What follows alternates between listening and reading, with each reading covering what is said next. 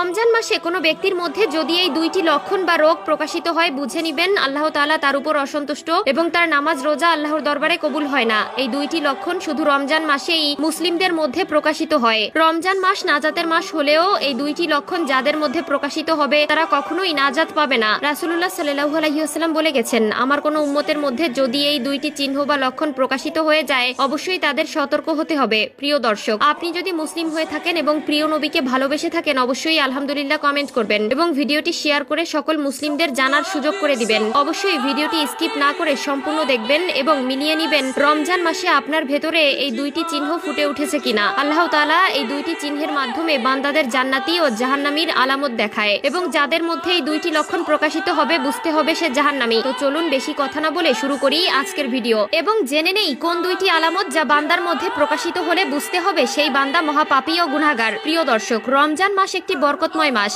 এই মাসে পবিত্র কোরআন নাজিল হয়েছে এবং এই মাসের উসিলায় আল্লাহ তাআলা অনেক কবরবাসীকে মাফ করে দেন এবং অনেক বান্দাদের হেদায়েতের পথ দেখান। এক নম্বরে যেই আলামত দেখলে বুঝতে হবে আল্লাহ তাআলা আপনার রোজা ও নামাজ কবুল করে না তা হলো যদি মানসিক শান্তি চলে যায়। আপনি রোজা রাখার ভেতরে যদি মনের মধ্যে শান্তি অনুভব না করেন, নামাজ পড়ার পরে যদি আপনার মনে প্রশান্তি না আসে বুঝতে হবে আপনার নামাজ রোজা আল্লাহর দরবারে কবুল হয়নি। এই সকল ব্যক্তিদের উচিত আল্লাহর কাছে সর্বদা ইস্তেগফার করা, আল্লাহর কাছে সকল গুনাহ থেকে পানাহা চাওয়া। রাসূলুল্লাহ সাল্লাল্লাহু আলাইহি ওয়াসাল্লাম বলেছেন, যে উম্মত নামাজ পড়ার পরে নিজের মনের মধ্যে প্রশান্তি অনুভব করবে বুঝতে হবে আল্লাহ তাআলা তাকে অনেক ভালোবাসেন এবং তার ইবাদত আল্লাহর দরবারে কবুল হয়েছে। আল্লাহ তাআলা যেই বান্দার উপর অসন্তুষ্ট এবং রাগান্বিত অবস্থায় থাকেন এবং যাদের রমজান মাসে নামাজ রোজা কবুল হয় না তাদের মধ্যেই এই দুইটি আলামত প্রকাশিত করেন। অনেকে না জানার কারণে এই দুইটি লক্ষণকে এড়িয়ে চলি যা আমাদের পরকালকে জাহান্নাম করে দিবে। 2 নম্বর লক্ষণ বা আলামত হলো নামাজ রোজা থেকে মন উঠে যাওয়া। অনেক মানুষ আছে যাদের নামাজ রোজা করতে বা আল্লাহর ইবাদত করতে মন চায় না কিন্তু লোক দেখানোর জন্য নামাজ রোজা করে থাকে। আল্লাহ তাদের থেকে মুখ ফিরিয়ে নিবেন